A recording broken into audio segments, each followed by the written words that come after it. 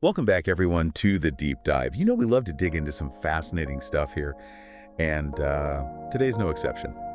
We're going deep on Sun Tzu's The Art of War. A classic. Yeah. I think a lot of people, when they hear that title, it's, oh, this is about battlefields. This is about, ancient China. This is about generals. But, what we're going to explore today is how much wisdom is in this book and how it really applies to so many different aspects of life even today. Absolutely. Strategy, deception, and leadership.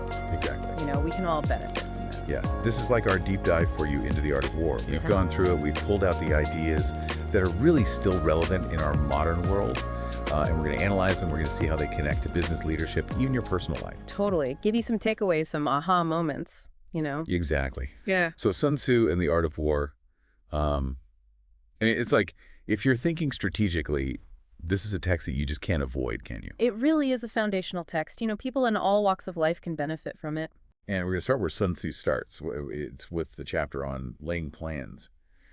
And he just comes right out and says, war is a matter of life and death. Right, to the point. No messing around. Yeah. And he says that success really depends on these 5 constant factors: moral law, heaven, earth, the commander, and method and discipline. We'll talk about how those translate to today's world in just a bit, but I want to just get right to this idea that really grabbed me right away. All warfare is based on deception. That's such an interesting point because when you actually get into the art of war, it's amazing how fundamental this idea of deception really is to Sun Tzu's whole approach. It's not just, a tactic to pull out here or there. It's like the foundation for everything is how you think about every military operation. Yeah, he doesn't beat around the bush. He says it right out. All warfare is based on deception. And then he goes on and he's got this great line. When we are able to attack, we must seem unable. When using our forces, we must seem inactive. So when Sun Tzu's talking about deception, though, is he talking about lying? It feels a little more subtle than that. Yeah, it's not outright lying. It's about perception. Yeah. It's like you said, creating a narrative or creating an impression that's not totally accurate and using that to get your opponent or your competitor to do what benefits you. It's like you're leading them down a path. It's almost like anticipating their expectations and then like flipping it, like a magician misdirecting your attention. Exactly. So how does this apply beyond the battlefield? Let's bring it into the business world for everybody listening. Sure. So you can see this principle of deception, at play all the time in business, and it's usually very subtle and sophisticated. So let's imagine a company is about to launch a totally new product, something really innovative.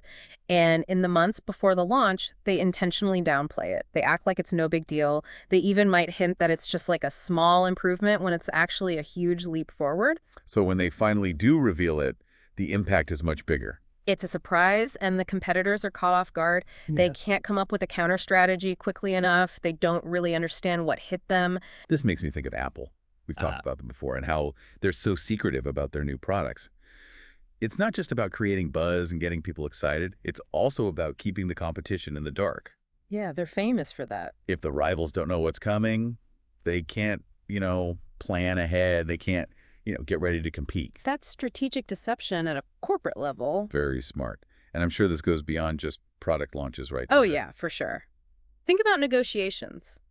A company might pretend that they're ready to walk away from a deal just to gain an advantage on some other part of the deal, or they might act like they don't really care about one specific thing in the negotiation just to get the other side to give them more concessions there. They're managing perceptions. Clever.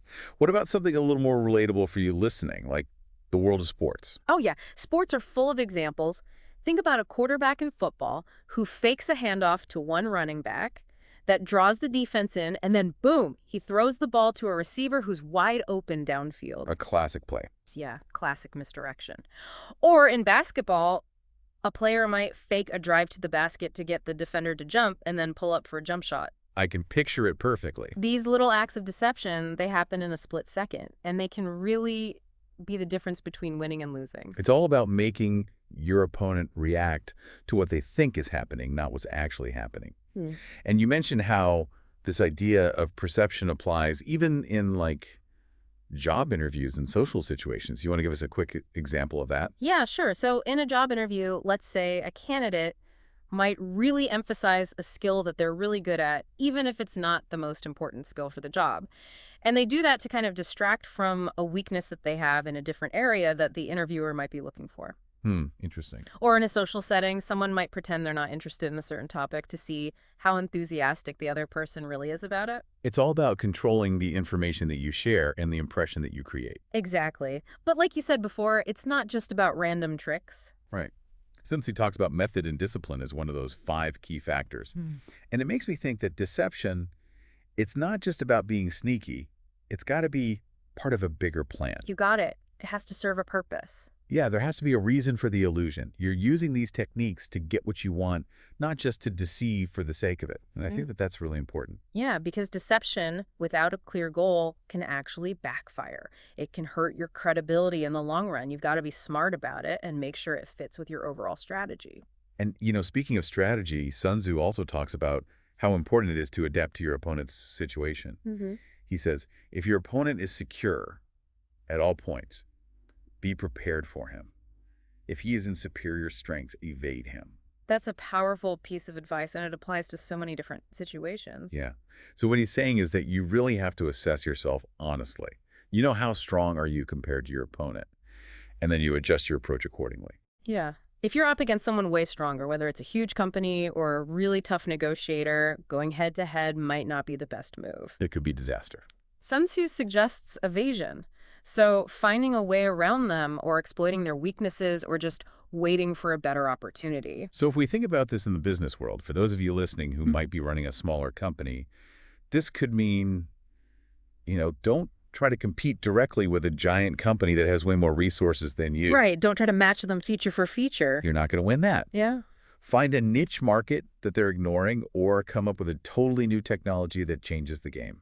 Be disruptive. Think about all those smaller companies that have found success by focusing on specific customer needs or offering something truly innovative that the big companies were just too slow to catch on to. They didn't go head-to-head. They found a different way to win. Smart. And I bet this applies to politics, too. Definitely. A smaller political party might team up with other parties or focus really hard on just a few issues that they can win on instead of trying to beat the bigger parties by spending tons of money on a huge campaign. So many parallels.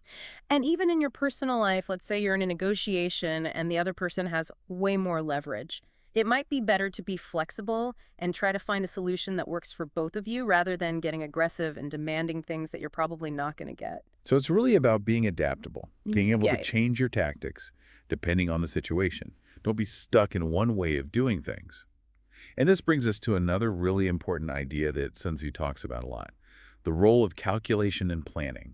He has this great line. The general who wins a battle makes many calculations in his temple ere the battle is fought. The general who loses a battle makes but few calculations beforehand. He's basically saying that preparation is everything. Yeah. Victory doesn't just happen. It's not about luck or just being stronger. It's about planning, carefully analyzing the situation, understanding what you're up against. And the more thoroughly you plan, the better your chances of success. So it's about being smarter, not just stronger. It's about doing your homework. It's about understanding the battlefield, whether that's a literal battlefield or a competitive market. You have to anticipate the challenges, the opportunities before you even start. Absolutely. And that's what we try to do here on the Deep Dive.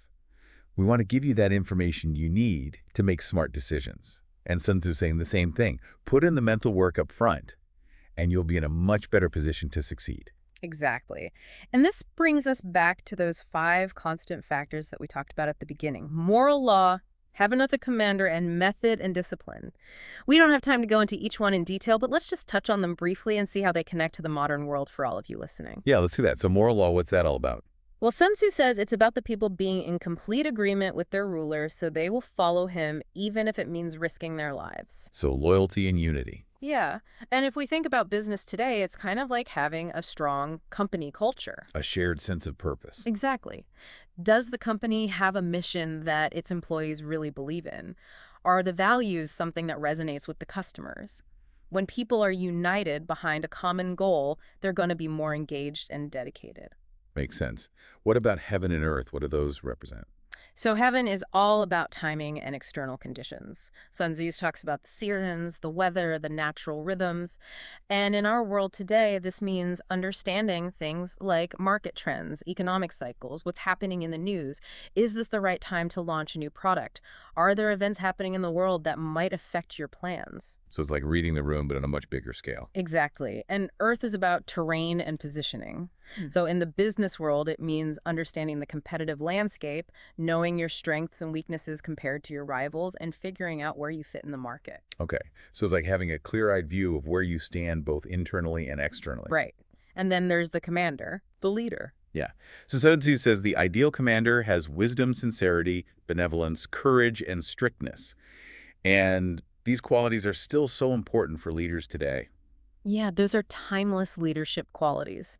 Whether you're leading a team, a department, or an entire company, you need to have a clear vision. You need to act with integrity. You need to show empathy and courage. And you have to be able to make tough decisions and see them through. Absolutely. Strong leadership is essential in any era. Totally agree. And finally, we have method and discipline. This one's about having structure and organization. In Sun Tzu's time, it was about the army being well-structured with clear ranks, efficient supply lines, and careful spending. So being organized and efficient. Exactly. And in a modern business, this translates to having good systems and processes, clear accountability, efficient operations, and sound financial management. So even though Sun Tzu was writing about war thousands of years ago, these 5 factors are still incredibly relevant today. They give us a framework for thinking about success in any competitive environment. Now, I want to talk about something that I find really fascinating. The idea of winning without fighting. That's a powerful concept. It's central to the chapter called Attack by Stratagem. And Sun Tzu says it best. Supreme excellence consists in breaking the enemy's resistance without fighting. That's so profound. It means that the best outcome isn't always a hard-fought victory. Sometimes it's about achieving your goals with the least amount of effort and conflict possible. It's about being strategic and efficient. Yeah.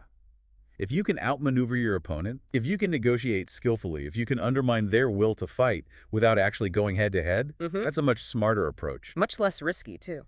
So how does this idea of winning without fighting play out in today's world? Well, in business, it could mean forming alliances or partnerships that give you an advantage without having to directly battle a competitor. Or it could mean innovating so quickly that you take control of the market before anyone else can react. It's like being proactive and staying ahead of the curve. Exactly. Imagine a company that sees a big change coming in, what customers want, and they change their products and their marketing to match that change before their competitors even realize what's happening. They've essentially won without even having to fight. So smart. And what about in our personal lives? How can we apply this principle? It's all about negotiation and diplomacy. It's about trying to find solutions that work for everyone instead of getting caught up in arguments and conflicts. It's about really listening to the other person, understanding their perspective, and finding common ground. It's about working together instead of against each other. Exactly. And sometimes that's the best way to get what you want. So much wisdom in this book. And finally, I want to touch on one of the most famous quotes from The Art of War, and it's about knowing yourself and knowing your opponent. It's from the Attack by Stratagem chapter. If you know the enemy and know yourself, you need not fear the result of 100 battles. If you know yourself but not the enemy for every victory gained, you will also suffer a defeat. If you know neither the enemy nor yourself, you will succumb in every battle. It's so simple, but so profound. We can get so caught up in our own plans and goals that we forget to really understand the other side of the equation. It's a common mistake. Self-awareness is incredibly important. You have to know your strengths, your weaknesses, what motivates you. And you have to know your opponent just as well, whether that's a business competitor, a negotiating partner, or even just the challenges of a particular situation. So you're saying do your research, put yourself in their shoes, try to see things from their perspective. Exactly. If you only understand your own side of the story, you're at a huge disadvantage. When you know yourself and you know your opponent, you can anticipate their moves, you can exploit their weaknesses, you can make much smarter decisions. So as we wrap up this deep dive into Sun Tzu's The Art of War, what's the key takeaway for our listeners? I think it's that true strategy isn't about brute force or having the most resources. It's about being intelligent. It's about using deception planning, understanding the situation, and knowing both yourself and your opponent. It's about guiding events towards the outcome you want through a combination of intelligence and discipline. It's about being smarter, not just stronger. And as you go about your day to day, think about how even the smallest actions, the way you present yourself, the information you choose to share, can influence the people around you and help you get what you want. It's a powerful idea. In our next deep dive, we're going to explore the chapter Waging War. We're going to talk about when to act and when to hold back, and the importance of avoiding long, drawn-out conflicts. You won't want to miss it. Make sure you subscribe to the deep dive wherever you get your podcasts so you don't miss out. And if you enjoyed this discussion, please share it with someone who you think might find it valuable. We appreciate you helping us spread the word. Until next time, stay sharp, keep thinking strategically, keep flexing.